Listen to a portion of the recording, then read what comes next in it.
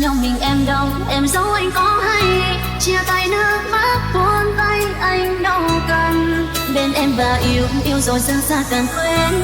Đớn đau yêu anh chắc không bao giờ anh biết tôi lại muốn làm gì.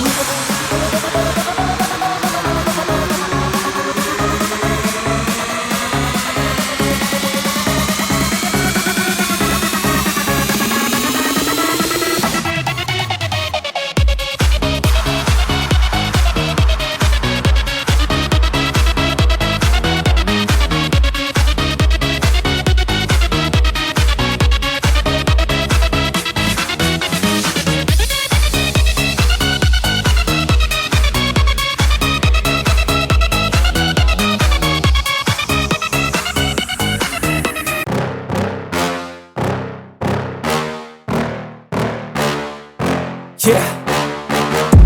Please tell me that I can't, that I won't, that I fail, that I'll never make it out, yeah. Please tell me all the bad, never good, fill my head full of every single doubt, yeah. Please say any negative thoughts, I pop off when I hear people say I cannot. I get off to the thought of proving everyone wrong, I won't stop to the top, so you better back off and get lost.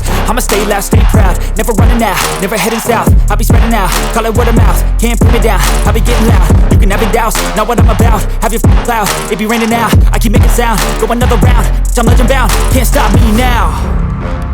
You don't wanna fuck with me.